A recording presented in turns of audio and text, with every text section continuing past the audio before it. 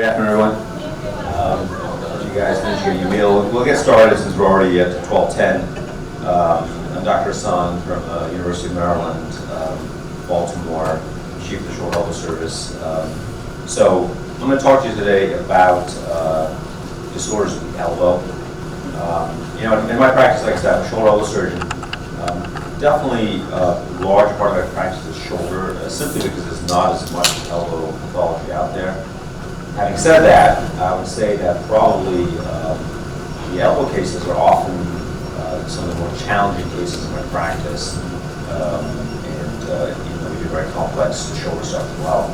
And that in large part is due to the unique anatomy of the elbow joint. And it's a very complex articulation.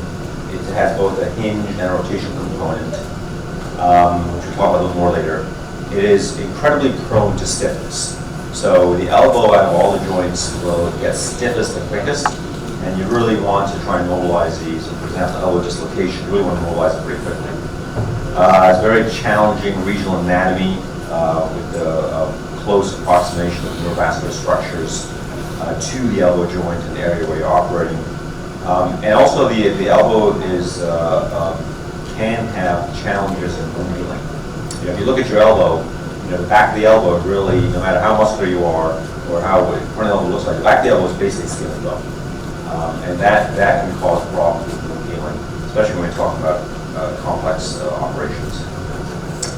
So you look here at the the anatomy, the vascular anatomy of the neurovascular anatomy of the elbow. Front of the elbow, of course, brachial artery, median nerve, run right across the front of the elbow. That's obviously the only arterial supply to the whole hand, so that has to be protected. The radial nerve and then the ulnar nerve traverses through the cubital tunnel. And this is an image, unfortunately it doesn't show up that great, but this is an image from a study we recently did and recently published looking at the relationship of the radial nerve to the elbow capsule during elbow arthroscopy. And what may be hard to appreciate here, though, is the radial nerve is really only about 1 to 2 millimeters away from the capsule when you're doing arthroscopic work and open work. So you have to be very cognizant of where you are in terms of the neurovascular structures. In terms of the wound issues, so this is a total elbow patient that was sent to me, and you can see that there's a breakdown of the tip of the olecranon. And this is the posterior part of the elbow, again, compromised. And especially if you got somebody who's a smoker, somebody who is on disease-modifying agents for arthritis, who's on steroids, this is definitely a challenging issue. The elbow is also characterized by a increased rate of what we call heterotopic ossification. And that is where you get ossification in areas where you shouldn't, right? So you get ossification within the muscles, within tendons, within the soft tissues, and of course that can significantly restrict your range of motion. Here you can see in this elbow, the posterior part of the elbow is pretty much locked with this ossification bridging from the ulna to the humerus. There's also ossification anteriorly. Sometimes you can see ossification bridging all the way anteriorly. And of course this can also be wrapped around the nerves and vessels and has to be teased out carefully. So we talked about, go back to the anatomy now. So it's really a highly constrained joint. It's one of the most congruent joints in the body.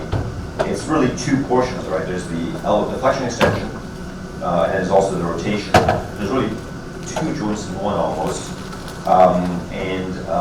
Because of that, there's a certain challenges in maintaining that range of motion. So what is normal elbow range of motion? We got medical students here, right? Anybody want to volunteer? What's the normal elbow range of motion? How much extension do you need for normal activity? 50%. Sorry? 50%. Yeah, so you don't need full, right? So you don't need full range of motion, but you do need, for flexion extension, you need to have, normal is 0, so 0 is all the way out straight, right? 150 is all the way bent. And what you need for functional range of motion to do your daily activities, you have at least only a 30-degree loss of extension and 130 degrees of flexion. So I mean, you have to be able to come out to at least here and to here to have to function without really thinking about it. And there's increased evidence that you probably need even more extension, maybe 20 degrees. Supination, pronation, right? Pronation is especially important right in our society nowadays because of our reliance on keyboarding, right? And so full pronation, supination, normal pronation is 75 degrees, supination is 85 degrees, but you can probably functionally get away with 50 either way. You can adjust with your shoulder range of motion to position your hand where you need it. Stability is another big issue with the elbow, right? And you can think about the stability of the elbow as sort of this stool with 3 legs, if you will. And you got the bony constraint, which is the joint, the ulnar joint. You have the medial collateral ligament, the lateral collateral ligaments, and those are really the 3 what we call primary constraints of the elbow. And if you lose one of those constraints, you're risking instability. And then you have the secondary constraints, which is the radiocapitellar joint, and then the muscles of both the common flexor and the common extensor, which are the dynamic constraints. So you have the static constraints, which are the articulation and the ligaments. Then you have the dynamic constraints, which is the muscular envelope. And looking at the medial collateral ligament, so this is looking at the medial side of the elbow, and it's really, there's 3 portions to it. There's the anterior band, which is the most important. That's what keeps the elbow stable. There's a posterior band, there's a transverse band. These actually are not that important with stability, but they are very important in motion. So if those get scarred down, you're going to lose motion. And we'll see that later on as we go through the talk as to implications of that. The lateral side of the, so this is more on the medial collateral ligament, and the posterior band, it forms the floor of the cubital tunnel. So it forms the floor of the cubital tunnel, and to get to that ligament, that's the floor of the cubital tunnel. What is in the way? Again, students, what lays on top of that floor of the cubital tunnel? What structure that you have to get out of the way? Anybody? It's a nerve. You got 1 out of 3 chances. Median nerve. You got 1 out of 2 chances. Ulnar nerve, right? So the ulnar nerve, right? And so to get to that ligament, you're going to have to get that nerve out of the way. And we'll see that later on. So, and you need to do that, otherwise you cannot restore elbow flexion. Right? And that's because the ligament increases 9 millimeters in length between 60 to 120. So from about 60 to 120, that ligament expands in length by 9 millimeters. If it's scarred in and shortened, it cannot do that. It cannot increase in length. That means you cannot flex the elbow, right? So anatomy, understanding the anatomy is critical to successfully treating the surgical problem. The lateral side is a little simpler in the sense that it's on the medial side, that change in length means it's not isometric, right? So isometric ligament would stay the same in length no matter what motion is put through. And that's what's true on the lateral side of the elbow. The lateral collateral ligament complex is isometric. So as a surgeon, that makes our life simpler, right? We don't really have to worry. We can really just sort of ignore that whole lateral collateral ligament complex. We want to keep, we obviously want to preserve it so the elbows become unstable. We don't have to worry about doing differential releases on the lateral side. In terms of so that's an anatomy sort of groundwork, and we'll come back to with the pathologies.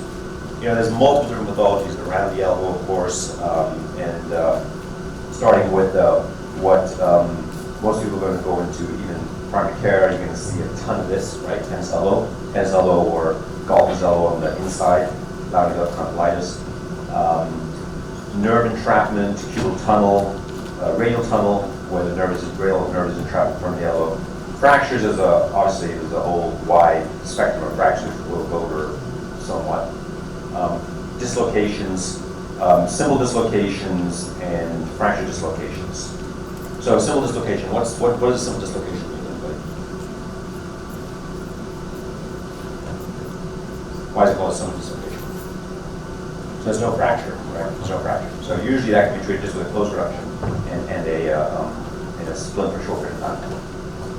Contractures, and we're going to spend actually most of the talk on this topic, the contractures, so we'll talk more about later.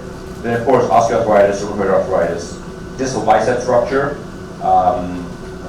classic history of that is a 40, 50-year-old male who has eccentric load to their arm, trying to catch something. They pop their biceps. Almost never seen it before. The injury to the throwing elbow. So throwing athlete, pitchers, they can medial collateral ligament injuries. They can get something called osteochondritis dissecans, which we'll look at again a little later in the talk. So, we're not going to spend a whole lot of time on this, but tennis elbow is a tendinopathy. Anybody know what tendon is involved in this? Very good, yeah. ECRB, extensor carpio-radialis brevis, right? So, and you can see it right here, it's sort of diagrammatic. Now, the treatment for this, I see, I don't know how many hundreds of cases test a whole year, and I operate on probably 1 or 2. Just for the most part, you don't need to operate with tennis elbow. Treat it conservatively, treat it with injections, treat it with physical therapy. There are certainly sometimes where we operate on high-demand individuals or symptoms that have just gone on for a long period of time. But you can usually do conservative treatment, do a counterforce brace, right? And the idea behind this brace is to take some of the pressure off that torn, irritated area, allow it to heal. You can do some injections, cortisone versus PRP, and usually successfully treat this non-operatively. Ulnar nerve, of course, you can get a cubital tunnel, right? You obviously all familiar with the carpal tunnel, and the cubital tunnel is where it runs. The nerve runs between the medial epicondyle and olecranon. And here, in the process of doing a transposition, and we mobilize the nerve. Normally, it would be laying back here in this bed, back here. We mobilize it, and you see, mobilize to the first motor branches off the nerve. We can mobilize along those branches, and then we can transpose it if need be. Or we can just do in-situ decompression. We don't have to actually take the nerve out of this bed. We can just open the room and decompress it.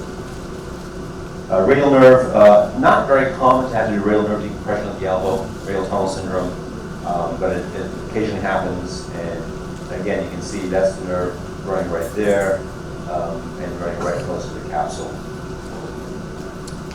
So we talk about dislocation, right? So this is a simple elbow dislocation. You can see classic posterolateral dislocation. There's no fracture, right? So often you can get a little fleck of bone off the coronoid, or you can get but this is a simple dislocation, no fracture, and so this comes to ER, gets reduced. So for the students, so you're in the ER, this person comes in. What are you going to tell them after you reduce it? You're going to splint it. You're going to splint it for how long? You're going to splint it. Do they need surgery? What's the natural history of a simple dislocation? Anybody? So surgery or no surgery? No surgery, right? Okay, splint or no splint? Okay, splint, right? And for how long? 1 week, 2 weeks, 3 weeks? 1 week. 1 week. So I have 1 week here. Good. And so and that's an important concept, right? Because if you splint them, you say, you know what, we'll put a splint on you. Go back and see your orthopedic surgeon in 3 weeks, right? That's not the right answer because they'll come back and they'll be incredibly stiff. And then we'll struggle the next 3 months to get their motion back. So 1 week, follow and slip off. Now, sometimes, even in simple dislocation, they can be persistently unstable, where they just rip everything. They rip all the collaterals, they rip both sides, but there's still no fracture. And this was an individual like that, and so we reconstructed the collateral ligaments, and then we actually placed what's called the internal joint stabilizer. And what that is it's a device that is a temporary device, but it allows us, it basically keeps the elbow reduced and allows them to range of motion right away. And that's actually the big advantage over what we used to do. We used to do in these very unstable elbows, we used to put an external fixture on them. So you have pins coming out of the arm, pins coming out of the ulna, and they had this big frame on, and the patients hated it, and they would slowly move it. So this is a big advantage. The only downside of this is that we have to go back and take it out. But that's a relatively minor. We can do through relatively small incisions. And by that time, they're rock solid and they've got great range of motion. So it's been a nice advance for what we do. This is a 15-year-old wrestler, high school wrestler, who looked like he was about 25 actually. Very muscular, very big kid. And in the wrestling, he got injured wrestling. They brought the video to show me. And his arm was literally just wrenched and he just popped off his medial condyle completely. And so we're looking at, this is the shoulder is up here, the wrist is down this way. This is the front of the elbow, back of the elbow. You can see the ulnar nerve. We got our vessel loop around our heteros drain around the ulnar nerve, retracting it posteriorly. That's the fracture fragment with the flexor supporting mass attached. That's where it belongs. So it's sort of displaced. It's displaced and rotated away. And minimally displaced ones you can treat these non-operatively, but this we had to fix this, and so we got it back in place and fixed it with a couple screws.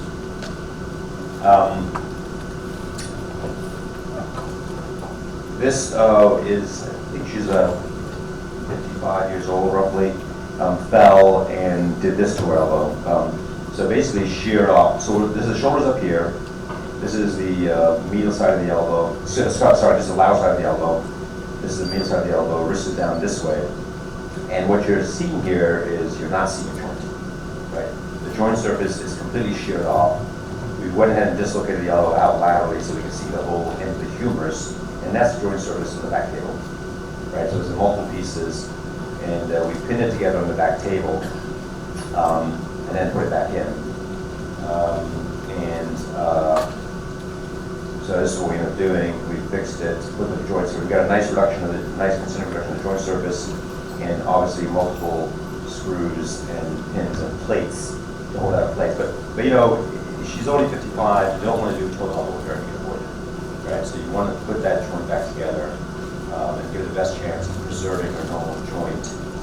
Well, she needs a little bit on the road, maybe, but we've actually had very good results of this. They get good function, get good motion back, and you can delay or maybe completely forestall a elbow replacement for these individuals. Another traumatic injury, and this is a teeth condylar fracture. And 3D reconstruction, this is the medial column, and the trochlea is actually rotated probably 100, 110 degrees. So it's sort of spun completely and rotated. This is a completely free fragment. So this is a very complex fracture, really unstable actually. Normally we repair this together and then go back up and go here, but we have to go with the opposite direction, it's so unstable. And that was what we ended up with. We did electron osteotomy, so we cut the electron tip to flip it back, so we can then see what we need to do to put our plates and screws on it. We fix that osteotomy with a long screw that goes down on the canal. And this is sort of intraoperative. This is actually not the same patient, but it's a similar injury where shoulders up here, elbows down here. You can see sort of this complex fracture pattern put back together with our reduction clamps, and then we sort of pin it all back together. Distal bicep. So this is not it's not a very common injury, but it's sort of something that we see. And this individual, 44-year-old, who injured his elbow about 7 or 8 weeks before he saw me, had a pop and had a lot of swelling, and for whatever reason didn't come in right away. And his biceps was sort of balled up, and the Popeye deformity of the biceps balled up. His arm, 44, we know that this is going to give him some long-term weakness if you don't fix it. Problem is, it's 7 to 8 weeks out. The tendon is sort of, at that point, thinned out and not great tendon tissue. So that's our initial dissection. And we normally, for an acute repair, if he came to me right away, we'd made an incision just about this big from here to here. That's all we need.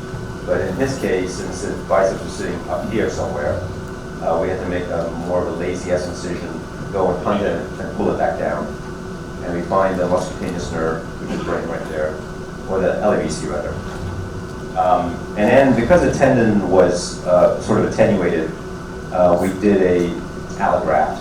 So what we're doing is we're weaving this is the allograft tendon right here.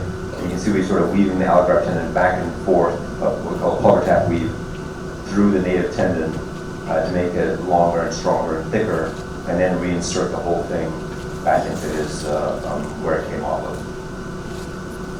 Lastly, in terms of just sort of this global look at elbow pathology, rheumatoid arthritis, advanced arthritis. Now, we do a lot fewer total elbows now than I did 10 years ago, and that's because the medical management of rheumatoid arthritis is so much better nowadays that these people don't really get to this point where they need a total elbow most recently. But certainly it's not eliminated. And so this person ended up requiring a total elbow, and you can see here we've got we replaced the ulnar humeral joint, and that gives them take a bit of pain, give them a good range of motion. Okay, so let's switch gears and talk about a little more specific about one area of elbow contracture. Any questions so far about the pathology that we've got over? Yes? Yeah, with all those distraction injuries, you can fix the bones and you fix the tendons, but how about the injury to the nerves that would be stretched and so forth? Don't you get a bunch of neuropathies and vasculitis and all that? It's a great question. We definitely can, especially the ulnar nerve, right? So the ulnar nerve is the one that's the most tethered as it goes through the cubital tunnel, and especially that fracture I showed you earlier. Actually, we'll go back to it when you brought it up. So this individual who had this bad teeth condylar fracture, because that medial side had rotated out so much, the ulnar nerve was almost called the fracture side, and she did have ulnar nerve transient injury from the injury. But the good news is that it almost always recovers. But yeah, it is. It can take 6 to 8 weeks. But that's something we definitely see, that it can be. You can have initial injury. Occasionally, you get injury just from having to do all this work around the nerve. The nerve can get irritated. So usually it's all nerve. The second most common is radial. The median nerve is usually okay, unless it's a pediatric injury and they have a supracondylar fracture. Then in those cases, they can get median nerve injury. So yeah, that's definitely going to happen. All right, great. All right, so let's talk about elbow contractures. And when we think about contractures from a surgical standpoint, we sort of classify them into two broad categories. One is intrinsic contracture, and the second would be extrinsic contracture. So intrinsic contracture means that it's involved with the joint surface, right? They've lost motion because there's an irregularity in the joint surface when they've got arthritic changes, and that's more difficult to manage without doing some sort of arthroplasty or some sort of resurfacing. More commonly, though, is extrinsic contracture, and this is when tissues around the elbow, the capsule, the ligaments, the muscle are tightened, or you've got heterotopic ossification that's limiting motion. So the etiology, of course, trauma, of course, is a major cause of elbow contractures, so post-traumatic contractures, which fracture dislocations. But of course, you can also see this in osteoarthritis, and a lot of times osteoarthritis can have a fairly bad contracture, but the joint surface is actually fairly well maintained, and so you can do a non-arthroplasty option. Rheumatoid arthritis, burns, which that's a little more challenging because then you get the soft tissue to deal with outside the skin. And head injury. So closed head injury is associated with development of heterotopic ossification in the elbow. Okay, we don't know exactly the link, but it's a clear link. So people who sustain closed head injury have a higher propensity of getting spontaneous heterotopic ossification around the elbow. They present, of course, is usually a gradual loss of range of motion. Usually they complain, they notice the extension loss first. Interestingly enough, that they're mid-arc motion, right? So what I mean by that is that they lost about, say, 30 degrees of extension, and they flex up to about, say, 90 or 100. Well, they'll be painful at the ends, but during that arc that they have, they're usually not painful. And if they are painful, then that means they've probably got some significant arthritic components, and they can just contractually help you. So we really look at that. That's the first thing we tell the residents: make sure that they don't have that their mid-arc motion is not painful. that's going to drive what you do. So, non-operative management has certainly got a huge role to play in elbow contractures. Therapy, splinting, and we do a combination of static, progressive splinting, dynamic splinting. Night splinting plays a big role. The effectiveness of splinting depends on the duration of the symptoms, how long they contract for, and also really what the etiology of the contracture is. They got a bunch of HO, they got a bunch of osteophytes. Then the splinting is probably not going to do too much. You're probably going to be banging against the wall and not getting very far. But if it's purely a soft tissue contracture after, say, a elbow dislocation, for example, then that responds quite well to therapy and rarely requires surgery. So if we are going to go surgery, how do we approach this? Well, there's really two big categories. Of course, we can do arthroscopic and we can do open. And I think the decision about which one you pick sort of depends on, well, number one, your comfort level doing arthroscopy, and number two, what the pathology is. If you've got a bunch of HO, then arthroscopy gets a little trickier because you have to sometimes dissect the nerves through the HO and you can't do that arthroscopically. And again, we talked about the ligaments. You don't have to worry about the collateral ligament on the lateral side. You do have to worry about the collateral ligament on the medial side. And this, so what we'll do is when we do this, we preserve this, the anterior band, but we basically excise this whole triangular capsule. I just take my knife and just cut it out. And then I'm looking right at the joint. And all of a sudden, and I'll show you a case of later on, all of a sudden the elbow just pops open. It's pretty amazing actually. In some of you just take out the triangular capsule, and all of a sudden their motion is significantly improved. So if you're doing arthroscopy, this is sort of the setup, and obviously arthroscopy, understanding the regional anatomy is critical because the nerves are so close. There's definitely been reports in the literature of catastrophic injury, transection of the median nerve, transection of the radial nerve, transection of the ulnar nerve, transection of the artery, right? So you have to be very cognizant of where you're putting your camera, where you're putting your instruments. So what I always do is I always draw on the patient, and we draw out the ulnar nerve. So we know exactly, so in the middle of the case, we know exactly, we're working back and forth, you don't want to lose track of where you're at. So you draw it on the nerve, draw out your landmarks, where you're going to go, where the safe cords are. And again, just another example of how we sort of prepare in terms of doing the case. Now, arthroscopy is a really powerful tool. It's a great tool for the elbow because getting down to the elbow open procedure, which I'll show you a little later, it's a pretty extensive dissection. And you're reflecting muscle, you're reflecting tendons. And if you need to do it, great, you do it, and you can get good access. But if there's an option to do arthroscopically, I'll always choose arthroscopic. And this is an example of an elbow joint with multiple loose bodies. So my camera's in the joint, and then we got a cannula here. You can see these multiple loose bodies sort of floating around in the joint, and we can just sequentially pluck them out. And this one, the largest one was, that's close to 2 centimeters, 18 millimeters in diameter. It's a pretty big one. The largest one I plucked out of somebody is 32 millimeters. Just a huge loose body. He was a boxer and just really beat his elbow up. And he had a 32 millimeter loose body. He had a 25 millimeter loose body. We can do a capsule release arthroscopically. So once we've done a little synoviectomy, once we've done our bony work, taking off all the osteophytes, taking off all the bone spurs, then we can come through here and we can release the capsule. What we're seeing here is when I'm in front of the elbow, and I've divided the anterior capsule, and now we're seeing the brachialis muscle.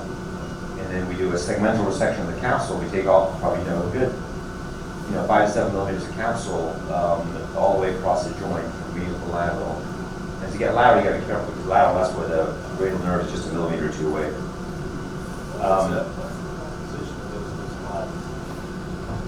Usually cartilaginous. It's a combination of bone and cartilage.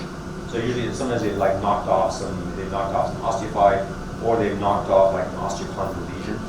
So the little piece of the cartilage with the bones come off, and it just sort of floats around in space. Sometimes they scar down, but usually they're loose. And here's a bone spur with the back of the elbow. This is a olecranon. So this is a humerus. This is the olecranon. You can see a very large bone spur. And this is after we've taken it down. Right? So we've taken our, clear it out with our cautery. And then we use our burr to get a nice flat section of the bone spur.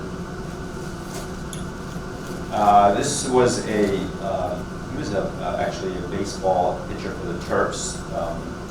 And he developed, he had this for a while actually, because he's already, this time he was probably already 18 by the time I saw him.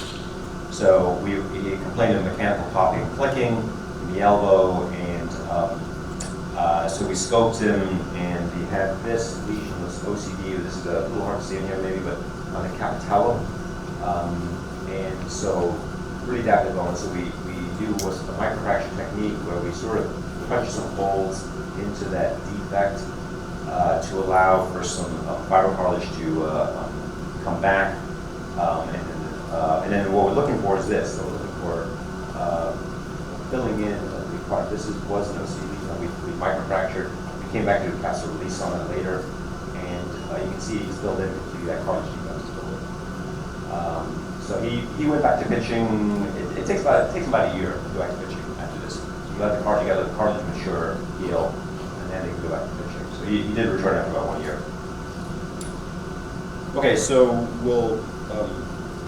let's move on to open release, just because I think this it gives you a good idea of the anatomy and it gives you a good idea of the sort of the fundamentals around capsular release.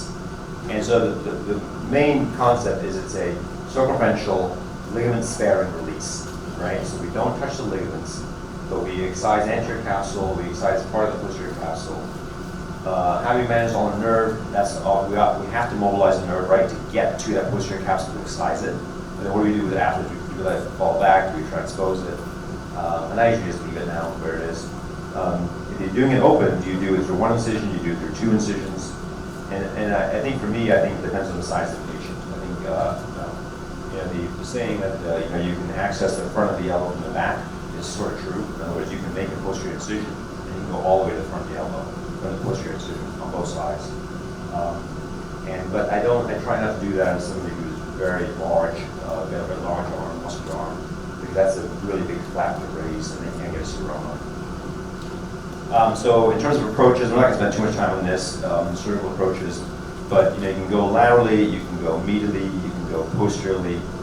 I mean, I think for me, in my hands, I think I'm usually going medially, and we'll go with that in a little bit, or maybe posteriorly, and not so much laterally. The single incision posteriorly, again, allows access to both sides of the joint. It spares the cutaneous nerve. And it allows you to easily address all nerve. If you got somebody who you think you can control the elbow down the road, right, then it's nice to have that posterior incision because that's the incision you go through the total elbow, as opposed to having multiple other incisions in the way. Lateral approach, again, we're not going to labor this, but the brachioradialis, we go right through the interval between ECRB and EDC. One interval, the second interval is back here between Encanius and ECU. And we just raise those flaps up to get down to the capsule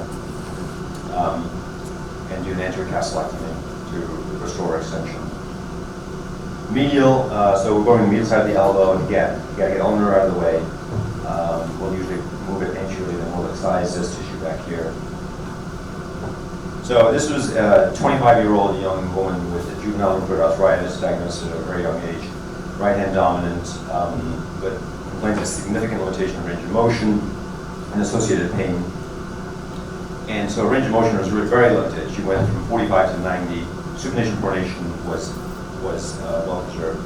She has some mild paresthesia on nerve distribution. Now this is an important point because you have to make sure when you're evaluating these patients that you specifically ask them about the ulnar nerve. Because if you don't, they may not volunteer it. And so I'll ask them, do you have any some tingling in the hands and fingers? Sometimes even then they'll say no. But then you ask them, well, do you ever have symptoms at nighttime? And then they'll say yes, right? And you have to drill into that. If you don't drill into that and figure that out, then you're not going to have a good outcome in terms of the range of motion or their symptoms. So these are her X-rays, and you can see she's got this really huge osteophyte. I don't know if it shows up. Unfortunately, it's washed out a little bit, but it's right there. There's another osteophyte here, osteophyte in the radial head. You can see the joint surface is pretty narrow. There is still some joint surface, there is still some cartilage, but obviously not normal. And we get a 3D CT. I always get a 3D CT in these, so I know exactly where the bone is I need to take off. This one, already, you can now see how clearly how big that is. So her we decided to open just because of the size of her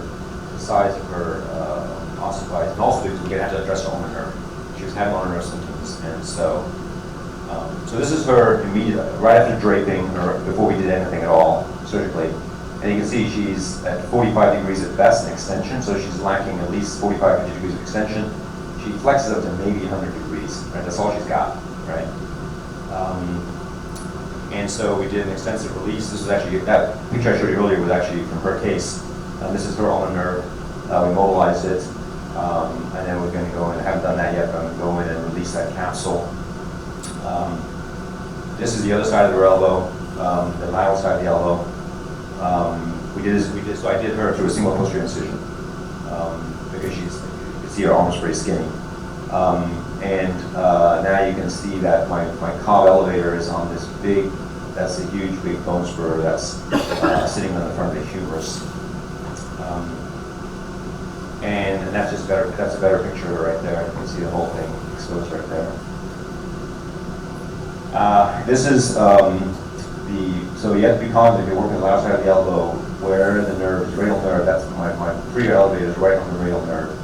And you can see it's pretty superficial. Once you incise that fascia, and you go this one, the nerve is right there. And it's not easy. It's a pretty small nerve. It's buried in fat, so you got to really make sure you know what that is before you start taking out capsular tissue or doing a big section.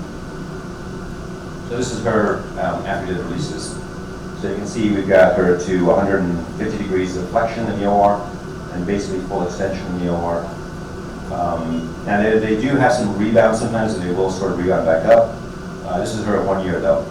So at 1 year, she still had full extension and she had probably 135 degrees of flexion. So significant improvement in joint pain is gone. All nerve symptoms resolved. We got from her, we transposed the nerve.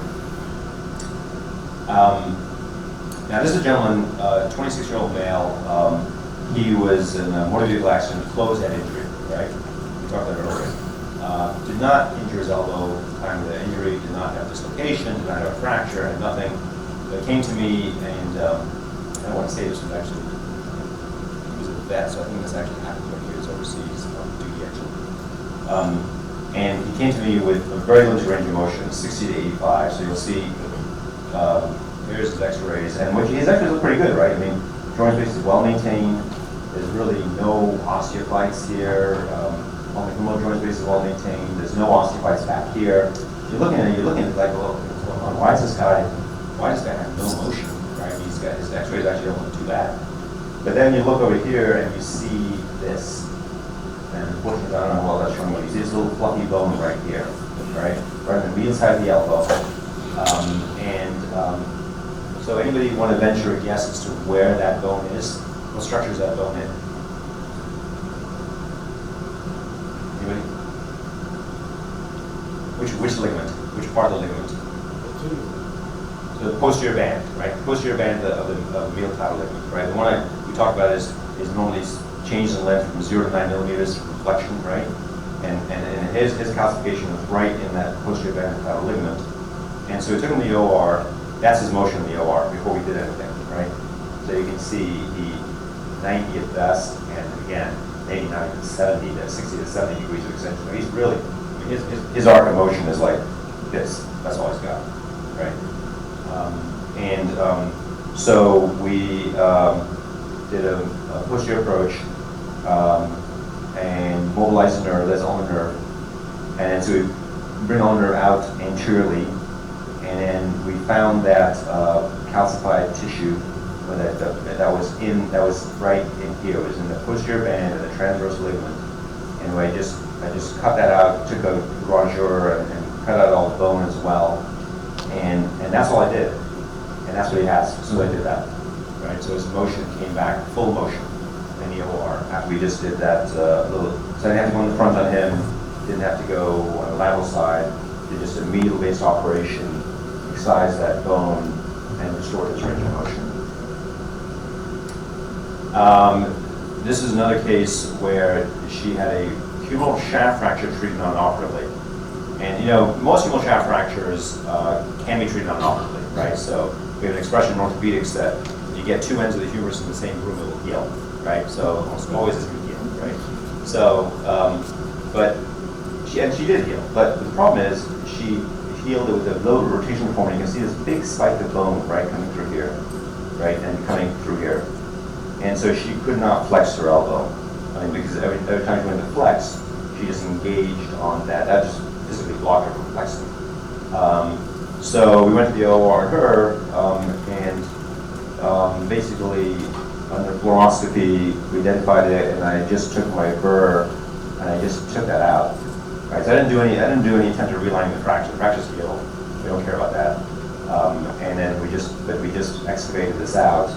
So we took this whole thing out right through here, and that basically restored a range of motion. So it basically had full extension and full flexion after that. So post-operatively, what do we do with these people? So we used to do an indoor catheter. Now we've gone to a long-acting regional block. CPM, I like CPM. The problem with CPMs is just very hard to get insurance to approve that. You know, they just won't. It's always a struggle. I don't think it's mandatory. It's nice to have, but we do a structured rehab. You have to start therapy within the first couple of days. Combination of active range of motion and splinting, both flexion and extension, and then gradually work on structure. So just looking at the literature, this is out of Japan. They looked at their medial approach patients. They did a single medial incision and did a posterior oblique ligament resection, what I just showed you. They also did a little bit of anterior capsulectomy, and their range of motion went from 43 to 89 to 17 to 127. Lateral column on the other side of the elbow, similar results, but they had a complication of ulnar nerve paresthesias, and that's probably because they weren't addressing the ulnar nerve. And the problem is, if you don't address the ulnar nerve is scarred in. Then when you in the OR, you say, oh yeah, you know what, I got great flexion, I can flex this vision all the way up. But then when they go to therapy post-op, they don't want to flex, and because they'll have pain from the nerve is still scarred in the groove, you know, and they'll get neurogenic pain and they will not flex up. And we've occasionally seen situations where, you know, they say, well, you know, your surgeon said that we have full flexion, and they try to push it, they try to keep pushing it, they push it hard enough, they'll knock out their nerve. They'll actually get a nerve injury from a traction injury to what you mentioned earlier. And so we had a couple of situations that people got sent to us with a nerve injury. We went back and decompressed the nerve and it got better. So you have to be careful about that. We looked at our series. This is the open. We didn't include the arthroscopic in this. And this is a mixed etiology and open capsular release. Basically, always addressing the nerve. And we were able to get restoration, good motion, and good follow-up 20 months. So, in conclusion, you know, this can be done, many of these cases can be done arthroscopically, the contracture releases, and even if you've got ulnar nerve issue, so that doesn't mean you necessarily have to do it open, because what we've done in some of these cases, we'll just make a little mini incision to the nerve, decompress the nerve, that mini incision, and do everything else arthroscopically. And so you don't have to open the whole elbow just for the nerve. But you want to, the principles are the same, right? Principles are the same. Whether you do open or arthroscopic, it's a circumferential, ligament sparing, capsular release, immediate range of motion, no stop, and follow up the steps sequentially, you can get particularly good results. Okay. Thanks.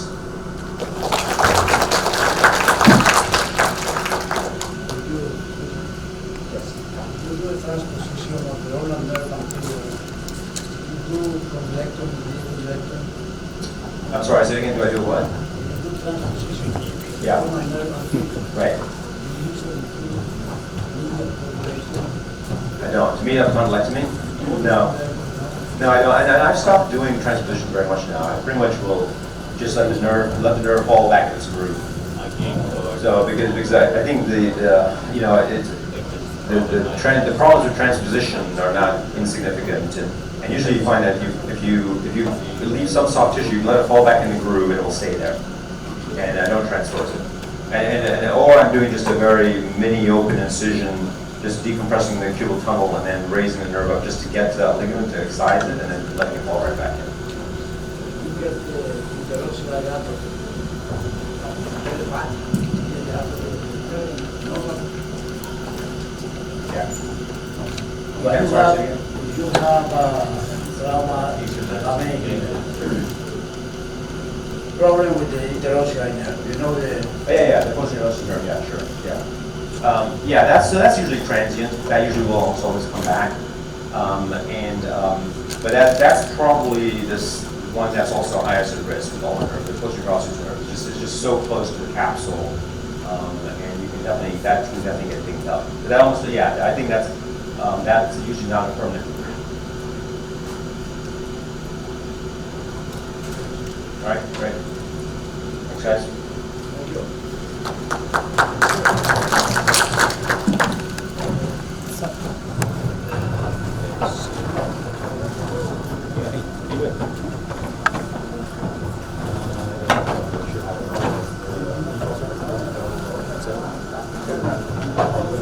Oh, you do? Yeah. I can give you my office phone there. We have